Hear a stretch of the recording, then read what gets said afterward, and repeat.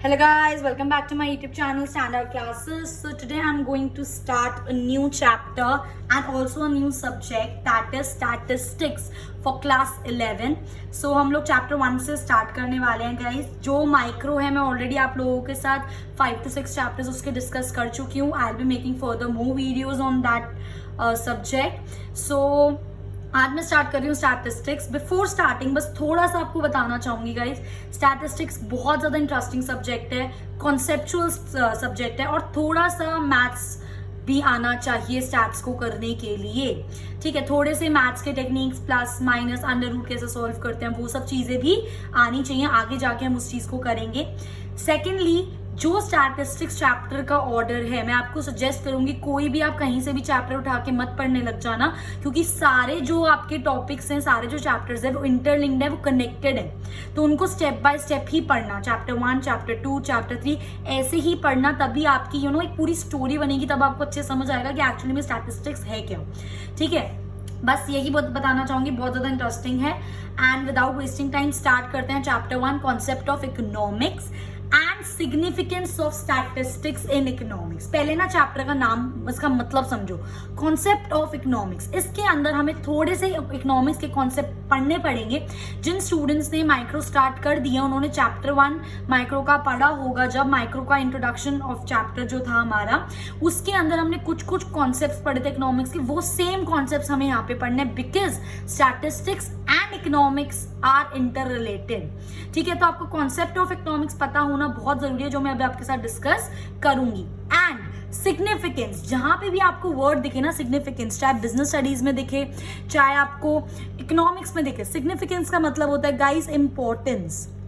ठीक है, importance of statistics in economics. ठीक है, सबसे पहले हम पढ़ेंगे कॉन्सेप्ट ऑफ इकोनॉमिक्स, जो इस वीडियो में आपके साथ डिस्कस करने वाली हूँ.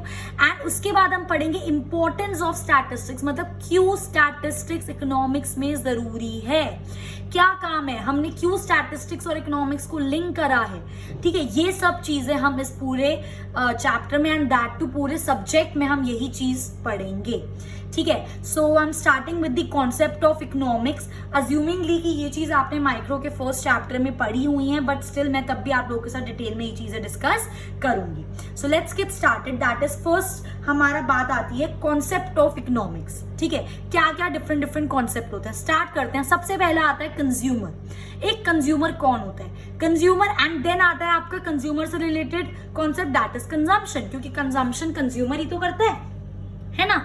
ठीक है, okay. So consumer is a one who consumes goods and services. मैंने किसी बच्चे से पूछा हु इज अ कंज्यूमर, उसने बोला मैम जो वो एक कंज्यूमर, एक बंदा जो गुड्स एंड सर्विसेज को कंज्यूम करता है. ठीक है, बट ये जो आपने डेफिनेशन मुझे दी है ये अभी इनकम्प्लीट है.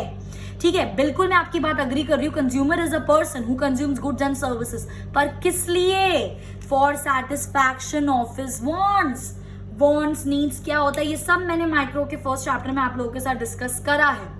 ठीक है, तो अपनी वांट्स को, अपनी नीड्स को सैटिस्फाई करने के लिए कंज्यूमर गुड्स एंड सर्विसेज को क्या करता है, कंज्यूम करता है. या फिर मैं ऐसे बोलूं, अपनी नीड्स, अपनी वांट्स को सैटिस्फाई करने के लिए जो बंदा गुड्स और सर्विस को कंज्यूम करता है उसको हम क्या बोलते हैं, कंज्यूमर.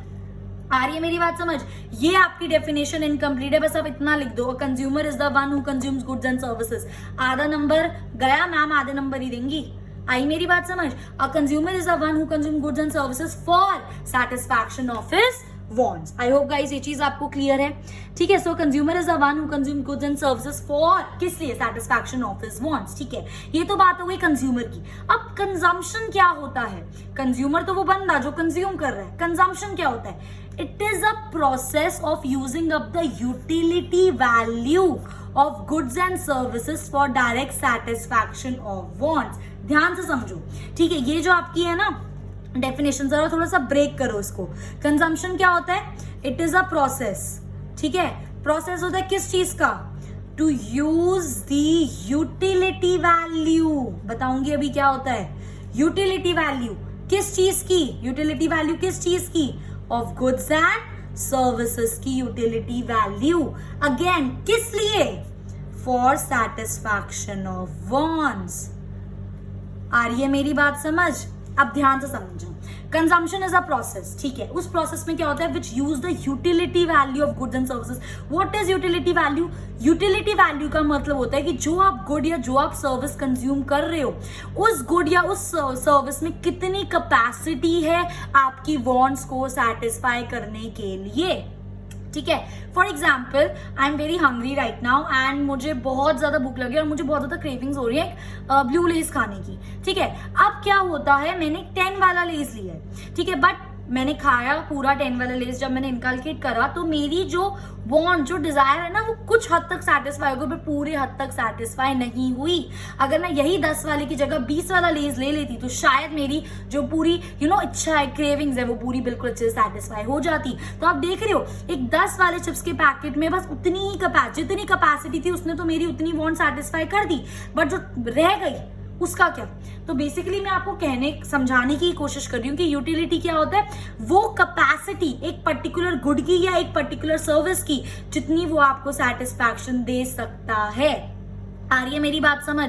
ठीक है, अब माइक्रो में ये चीज पढ़ी होगी, satisfaction, cardinal utility approach, ordinal utility approach मैंने पढ़ाया है, मैंने इसकी वीडियोस भी अपलोड करी है. सो बेसिकली हम सेटिस्फैक्शन को क्या करते थे गाइस, मेजर करते थे, है ना, कि मुझे इस वाले गुड को खा के मुझे 4 यूटिल सेटिस्फैक्शन मिला, इस वाले गुड को खा के मुझे 2 यूटिल सेटिस्फैक्शन मिला.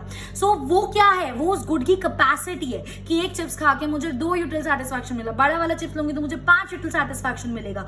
तो मतलब इस वाले गुड की सिर्फ 2 यूटिल तक ही कैपेसिटी है, तो ये इसकी यूटिलिटी होगी. समझ रहे मेरी बात? देसी भाषा में एंड ऑफ द स्टोरी है, यूटिलिटीज बेसिकली वो कैपेसिटी गुड्स एंड सर्विसेज की कि उनके अंदर कितनी कैपेसिटी आपकी वांट्स को सेटिस्फाई करने के लिए.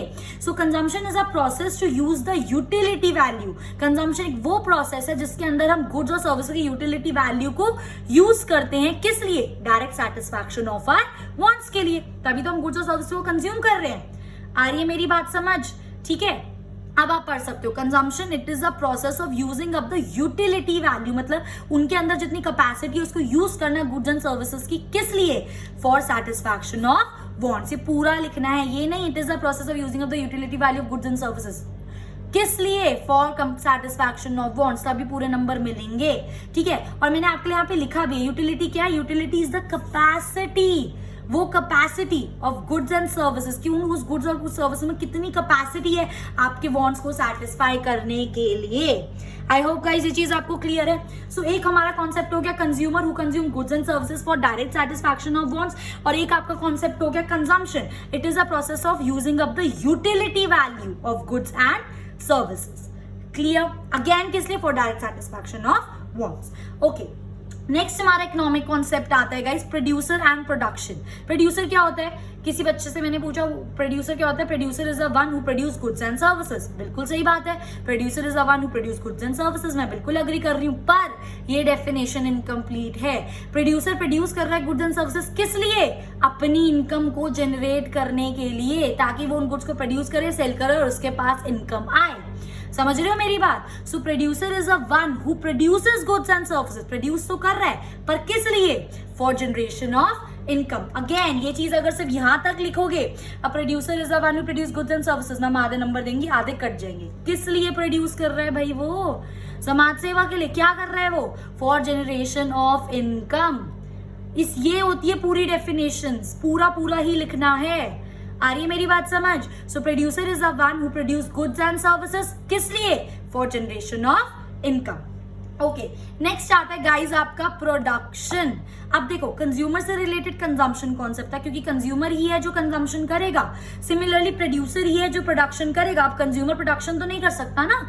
ठीक है, सो प्रोड्यूसर ही प्रोडक्शन करता है. प्रोडक्शन क्या होता है? हम सबको पता है, प्रोडक्शन एक वो प्रोसेस होता है जिसके अंदर हम रॉ मटेरियल को किस में कन्वर्ट करते हैं?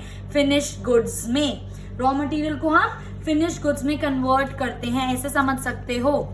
ये मेरा रॉ मटेरियल है, अब मैं इसको प्रोसेस कर रही हूं, मतलब इसके अंदर चेंजेस कर रही हूं ताकि ये किस में कन्वर्ट हो जाए?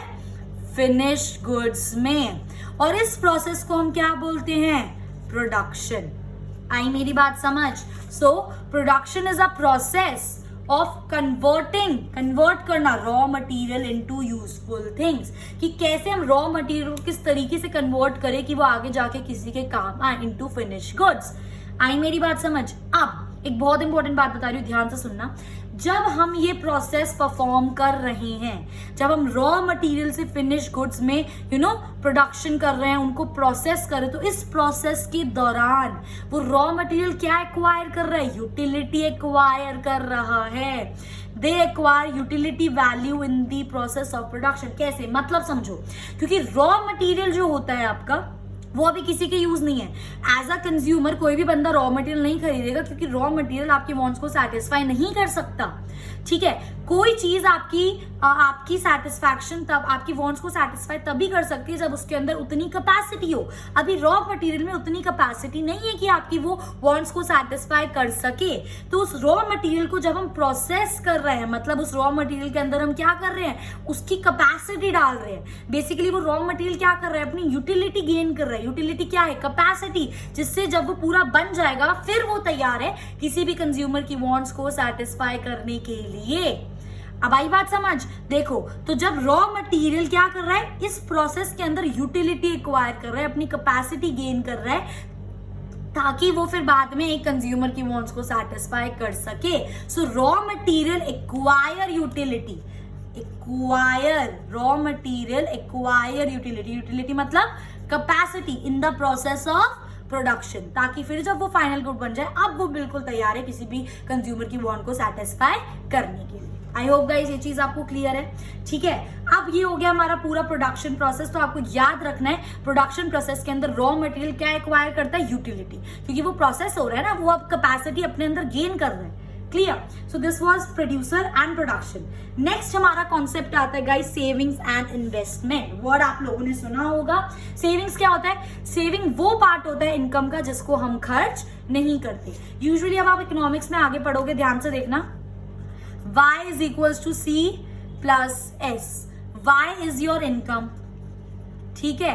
C is your consumption expenditure, मतलब कितना आपने अपने कंजम्पशन पे खर्चा करा, and S is your savings. Obviously बात है, जो आपकी इनकम होती है उसमें से कुछ पार्ट आप अपना खर्च कर देते हो और कुछ पार्ट आप क्या करते हो? बचाते हो, सेव करते हो फ्यूचर के लिए। ठीक है, so your income is equals to C plus S। तो saving is that part of the income which is not consumed. वो पार्ट इनकम का जिसको हम कंज्यूम नहीं करते, जिसको हम खर्च नहीं करते, उसको हम सेव करते हैं फ्यूचर के लिए। तो saving is a part of the income which is not consume. I hope guys ये चीज आपको क्लियर है। ठीक है, ओके। नेक्स्ट आता है आपका कॉन्सेप्ट इन्वेस्टमेंट। ठीक है, इन्वेस्टमेंट क्या होता है गाइस? इन्वेस्टमेंट एक तरह का खर्चा होता है जो हम किसी असेट को खरीदने में करते हैं, ये इस उम्मीद से कि वो आगे जाके असेट मुझे इनकम प्रोवाइड करेगा। For example land. बहुत सारे ऐसे प्रोड्यूसर्स होते हैं जो लैंड के अंदर जाके पैसा इन्वेस्ट करते हैं। किसी प्रोड्यूसर ने 2 करोड़ रुपए का एक लैंड खरीदा, तो उसका खर्चा हुआ 2 करोड़ रुपए। किस पर? एक असेट के ऊपर, ये सोचते हुए कि या तो कल को मैं इस लैंड को बेचूंगा तो मुझे 2 करोड़ के 3 करोड़ मिलेंगे, या फिर ये सोचते हुए कि अगर मैं इस लैंड को ले रहा हूं तो मैं इस पर अपनी फैक्ट्री बिल्ड करूंगा जिससे मुझे इनकम जनरेट होगी। सो बेसिकली वो खर्चा जो एक प्रोड्यूसर करता है एक असेट के ऊपर, ये माइंडसेट से कि उसको इनकम जनरेट होगी उस खर्चे से, that is investment. So investment is the expenditure. कौन करता है? प्रोड्यूसर। किस पे करता है? On purchase of asset. अब आ रही है मेरी बात समझ? सो इट इज अ खर्चा which is done by producer on the asset which help him to generate income. तो ये होती है पूरी आपकी डेफिनेशन ऑफ द इन्वेस्टमेंट। तो इस चीज से हमें क्या पता चला? ठीक है, आपकी इकोनॉमिक एक्टिविटीज क्या हो गई? Basically consumption, production, saving and investment. देख लो, consumption, production, savings and investment, ये सारी चीजें क्या हैं? Economic activity. अब आपका ये क्वेश्चन होगा कि इकोनॉमिक एक्टिविटी क्या होता है?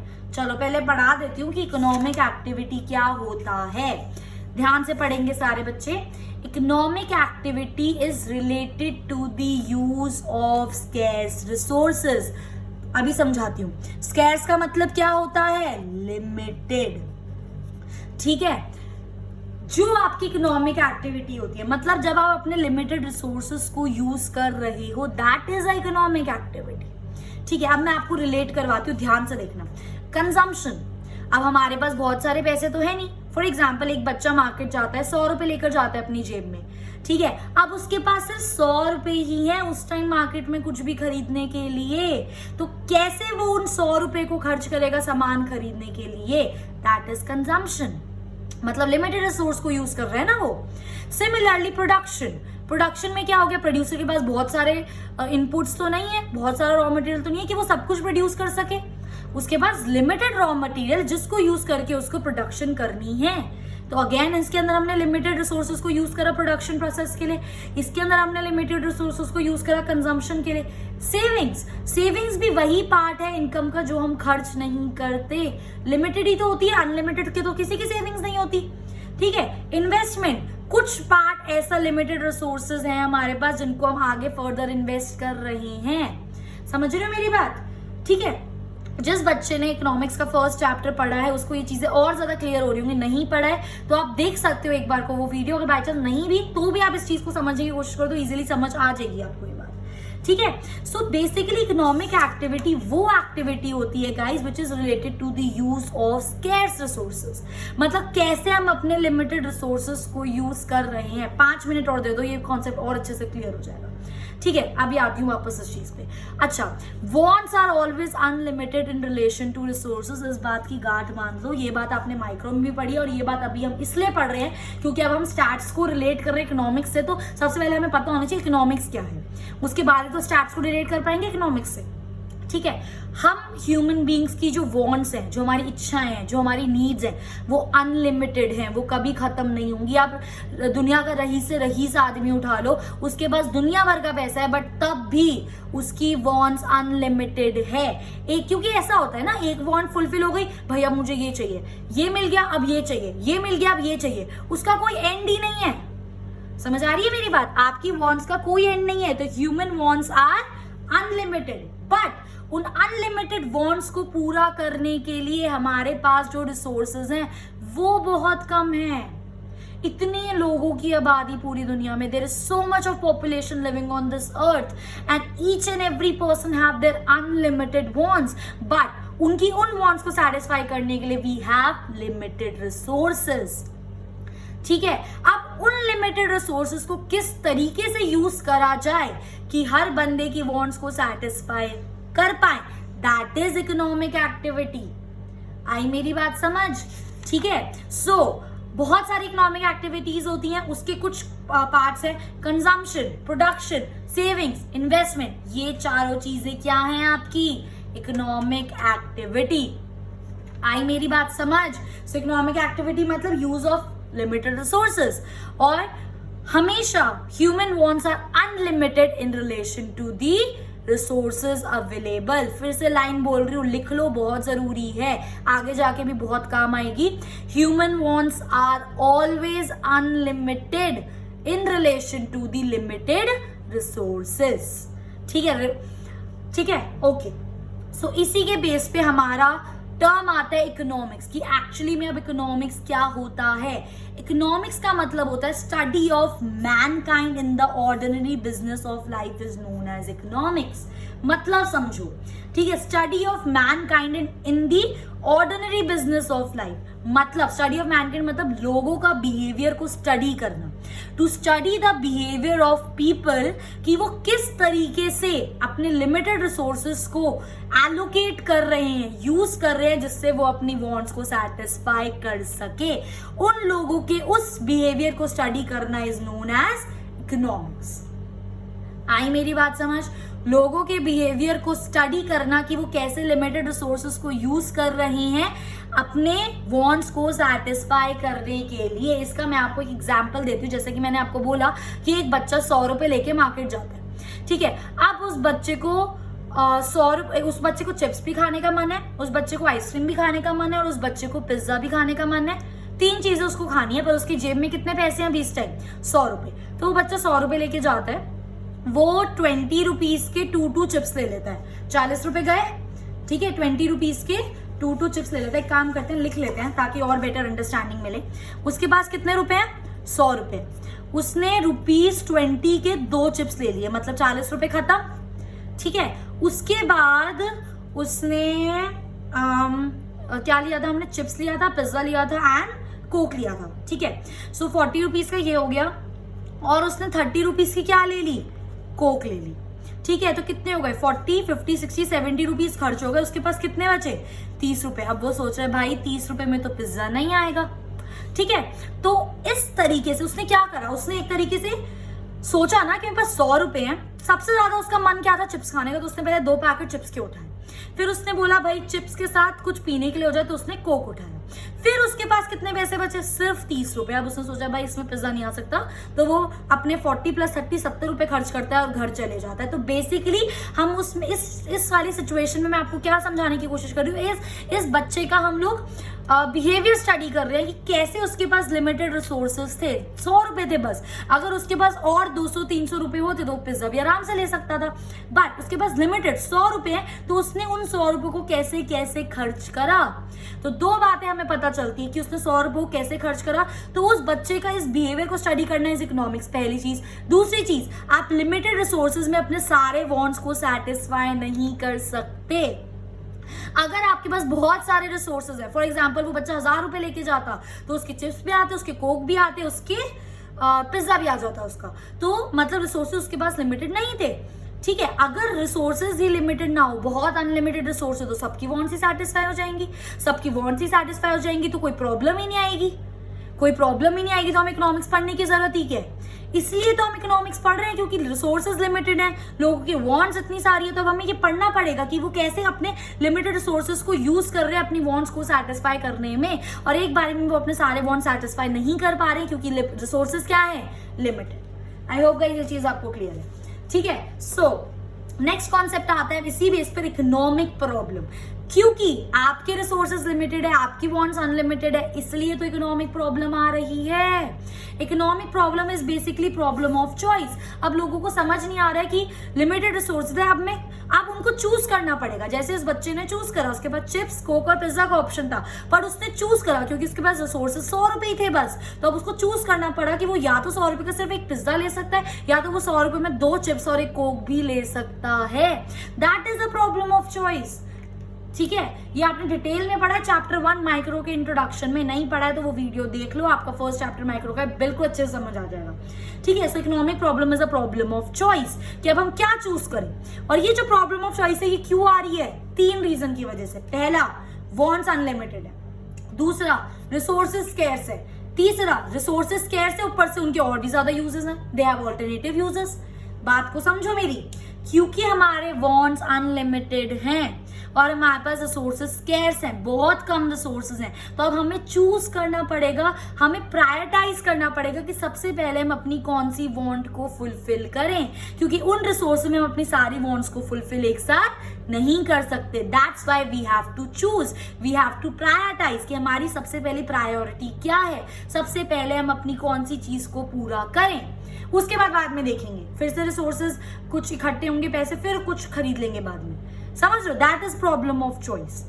ठीक है, ऊपर से रिसोर्सेज इतने, वांट्स इतनी, और इन रिसोर्सेज के ऑल्टरनेटिव यूजेस भी हैं। फॉर एग्जांपल दूध, मिल्क से क्या बनता है, मिल्क से पनीर बनता है, मिल्क से आइसक्रीम बनती है, मिल्क से घी बनता है, मिल्क से बटर बनता है, मिल्क से चीज बनती है, इतनी सारी चीजें आपकी मिल्क से बनती है। अब मिल्क इतना सा, ऊपर से किसी को दूध पीना है, किसी को आइसक्रीम चाहिए, किसी को पनीर चाहिए, किसी को चीज चाहिए।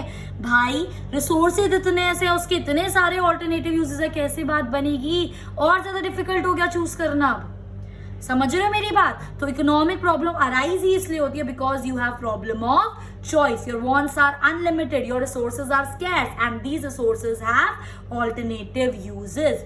अब एक बात समझो, अगर आपके पास रिसोर्सेज स्कैर्स नहीं होते, वॉन्ट्स भले ही अनलिमिटेड है, कोई बात नहीं, हम इंसान हैं, हम लोग बहुत ग्रीडी पीपल हैं, बहुत लालची, हमारी वॉन्ट्स कभी खत्म नहीं हो सकती, एक फैक्ट है। ठीक है, अंबानी साहब, रिचेस्ट पर्सन, कोई भी दुनिया का उठा लो, वॉन्ट्स किसी की भी कभी सेटिस्फाई नहीं हो सकती। ठीक है, बट अब एक सिचुएशन समझो, हमारी वांट सेटिस्फाई नहीं हो रही है, ठीक है, but we have unlimited of resources. अब दिक्कत ही नहीं है, रिसोर्सेज बहुत सारे हैं, सारे रिसोर्सेज को यूज करके आप अपनी सारी वांट्स को सेटिस्फाई कर लो, तो आपको चूज ही नहीं करना पड़ेगा। मतलब अगर आपके पास no scarcity of resources, that means there is no economic problem. Economic problem है ही नहीं, क्योंकि हमारे बहुत सारे resources, now we don't have to choose. Economic problem is the problem of choice, but अब हमें चूज ही नहीं करना। तो अगर इकोनॉमिक प्रॉब्लम ही नहीं होगी तो इकोनॉमिक्स भी नहीं होगी। कैसे, समझो, क्योंकि अगर इकोनॉमिक प्रॉब्लम नहीं है, हम लोग सब कुछ खरीद सकते हैं, तो we don't have to study the behaviour. Economics में हम लोगों का बिहेवियर ही तो पढ़ रहे थे कि कैसे वो अपने लिमिटेड रिसोर्सेज को यूज कर रहे हैं। समझ रहे हो मेरी बात, कैसे वो अपने लिमिटेड रिसोर्सेज को यूज कर रहे हैं अपनी वांट्स को सेटिस्फाई करने में। बट जब उनके पास रिसोर्सेज ही बहुत सारे हैं तो उनको कुछ सोचने की जरूरत नहीं है, ना उनको कोई प्रायोरिटाइज करने की जरूरत है, ना उनको कुछ चूज करने की जरूरत है। वो सीधा जाकर अपनी वांट्स को, सारी वांट्स को सेटिस्फाई कर सकते हैं। तो कोई इकोनॉमिक प्रॉब्लम ही नहीं है। अगर इकोनॉमिक प्रॉब्लम नहीं है तो मतलब इकोनॉमिक्स नहीं है। इकोनॉमिक्स है ही इसलिए because we have unlimited wants and we have limited resources. अब हमें प्रायोरिटाइज करना पड़ेगा, हमें चूज करना पड़ेगा कि पहले हम अपनी कौन सी वांट को सेटिस्फाई करें। आ रही है मेरी बात समझ? इसलिए हम लोग इकोनॉमिक्स पढ़ रहे हैं। आई होप गाइज अब आपको ये कॉन्सेप्ट समझ आ गया है कि क्या क्या कंजम्पशन, प्रोडक्शन, सेविंग, इन्वेस्टमेंट क्या होता है, इनको हम इकोनॉमिक एक्टिविटी क्यों बोलते हैं, इकोनॉमिक्स क्या होता है, हम इकोनॉमिक्स क्यों पढ़ रहे हैं। समझ आ रही है ना मेरी बात? ठीक है, okay. So seeing the length of the video, I'll be starting with the components of economics and will be continuing with this chapter in my next class. So अगर यहाँ तक कोई सा भी थोड़ा सा भी डाउट है, please comment and ask me. I'll definitely answer your queries. So if you like my video, please do like, share and subscribe, and thanks for watching.